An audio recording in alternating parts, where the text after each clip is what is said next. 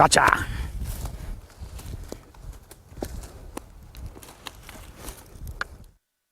Just hold still, mate, hold still.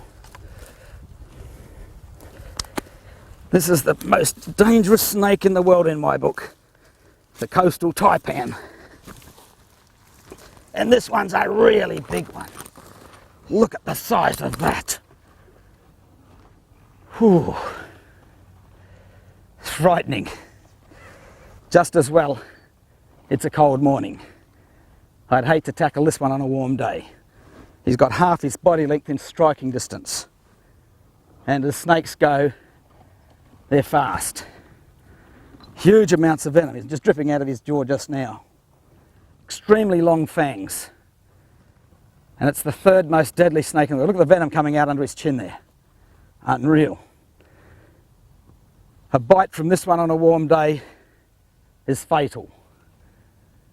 I don't care what anybody says. He must be at least 2.5 meters long.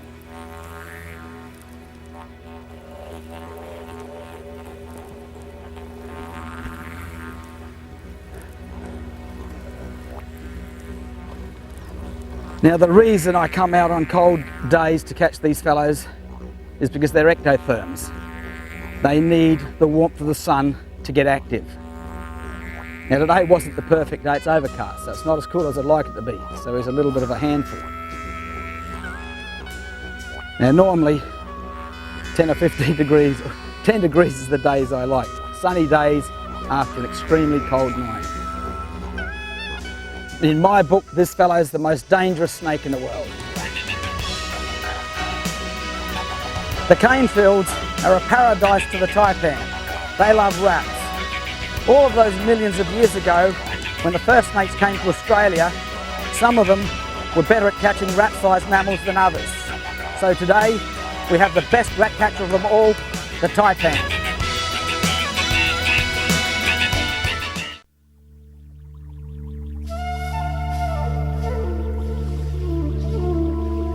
Our first venomous snakes entered Australia about 15 million years ago. The Australian landmass was at the end of a long, lonely drift from Gondwanaland and was happily rubbing shoulders with the Asian landmass. Many species now drifted down from Asia, some colonising this newly arrived continental block. Of these, only one type of venomous snake managed to survive and flourish. We think all our poisonous snakes came from this one breed. It spread across this tough new land and over the millions of years evolved into more than 80 new species. Now we have the largest group of the most poisonous snakes on the planet.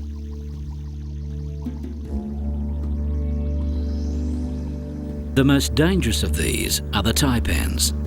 They grow to nearly 3.5 meters long and move, strike and kill faster than any other snake.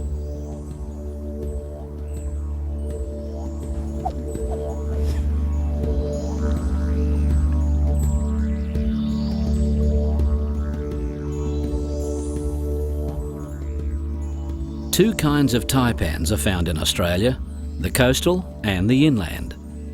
Combined, they share the title of the most dangerous and most venomous snakes on Earth.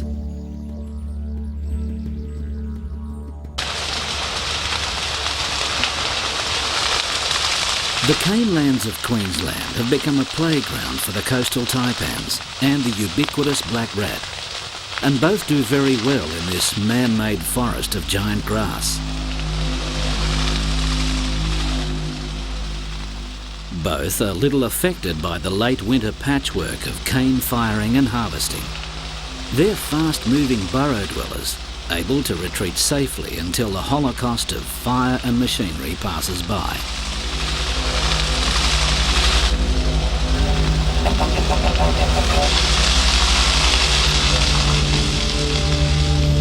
For most of the year, the cane fields remain quiet, undisturbed havens for rats and bandicoots. In particular, introduced rats do well on the cane sap, and large populations can cause considerable crop damage.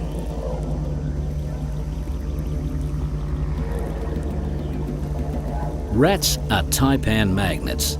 They lure large numbers of the snakes into the fields to hunt.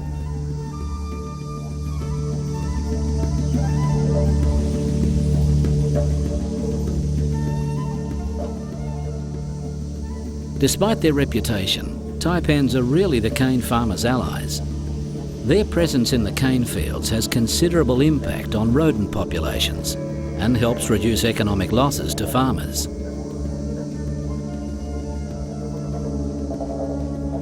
No other snake is better equipped for the job of rat hunter. Its slender body enables it to move easily through the burrows, while its long fangs can deliver a frighteningly lethal quantity and quality of venom.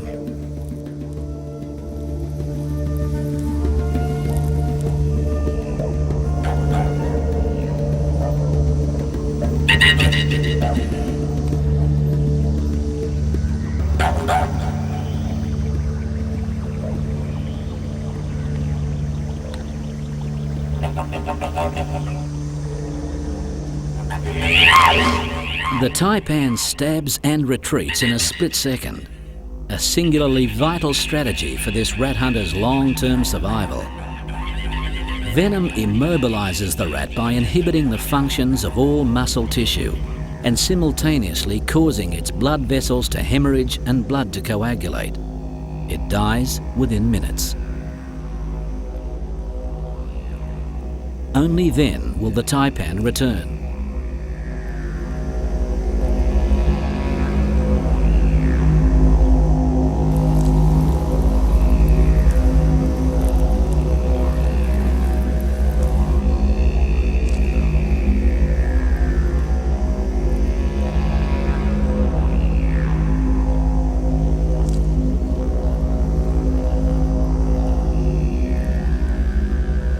The taipan's weaponry is far more than needed for the alien black rat. Its extraordinarily long fangs are designed for something else. Much larger and stronger long-nosed bandicoots used to be the main prey items. Luckily for the taipan, the imported black rat thrives in the agricultural settlements that have displaced the bandicoot's home range. Now the taipan has more food than ever before.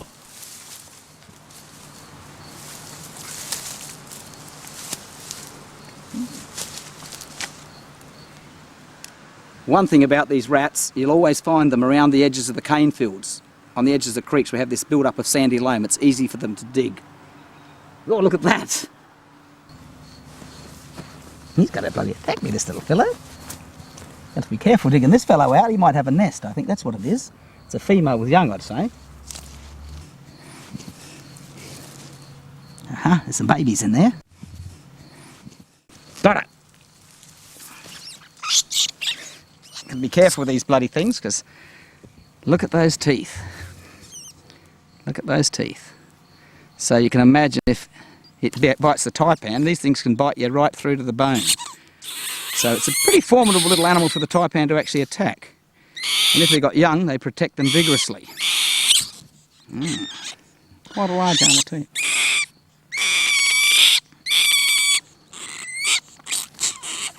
Look at those teeth, look at them, eh? Yes, look at that, hey? As much as they're a pest, they got enough against them. And if I put her back, taipan might find her. Give him a feed.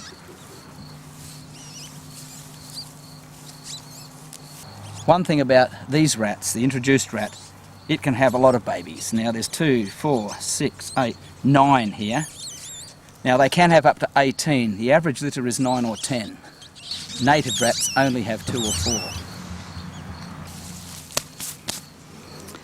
Before the rat, I believe the main prey item for the taipan was the bandicoot. It's a much larger, more formidable animal than a rat. And I think that's why the taipan has such long fangs, such strong venom, and such a lot of venom.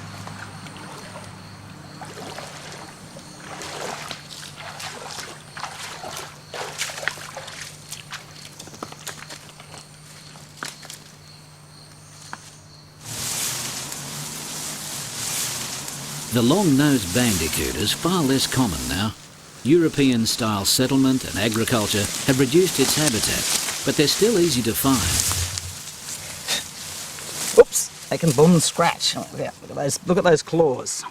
To avoid the bandicoot's claws and teeth, the coastal taipan needs all its weaponry, the long fangs and plenty of very strong venom. Without it, the jab and run technique just wouldn't work. Here we go. Big prey item means big snake.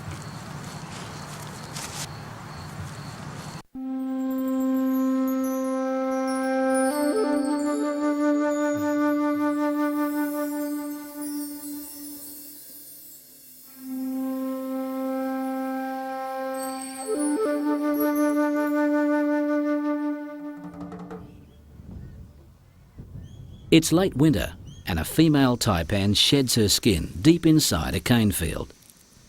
Snakes randomly shed their skin several times a year.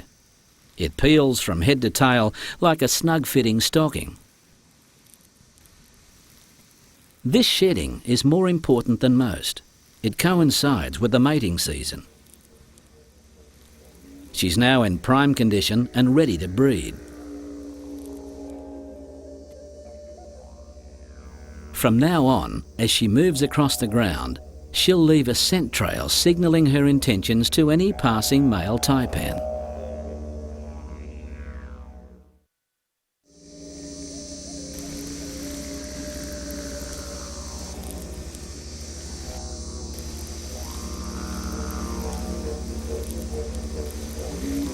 Two male taipans have followed the scent trail of the freshly shed female. Both are ready to mate.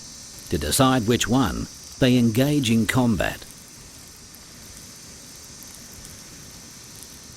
Taipan conflict is usually a test of strength only, where the larger snake has the advantage. Fangs and venom are no good here. Both are immune, so bites do little more than draw blood.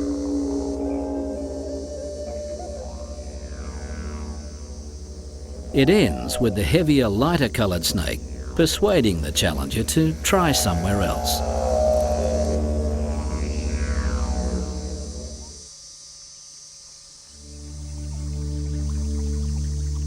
The commotion now over, the female comes from hiding. She instinctively knows she's to ovulate and must mate so her eggs won't be wasted.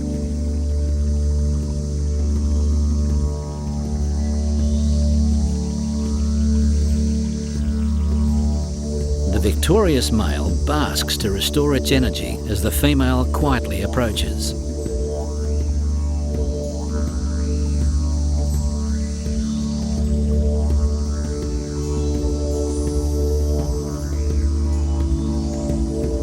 Once the male taipan is aware of the other snake, he needs to find out whether it's his male opponent returned or the female he's pursued. A simple taste test gives the answer. It is a she.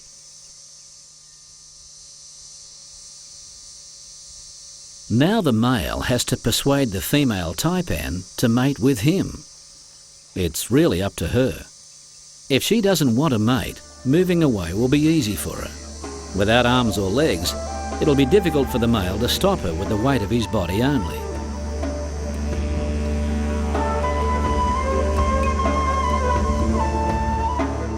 The characteristic smell of the female, rather than her actions, stimulates the male to mate.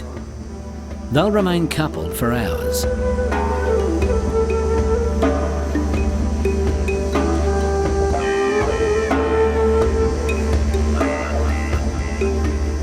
She may mate several times, either with the same or different partners, and produce up to 20 eggs.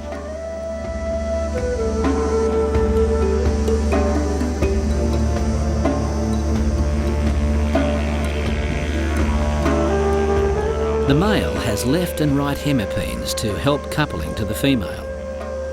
He uses one hemipene only, depending on what side he connects with her.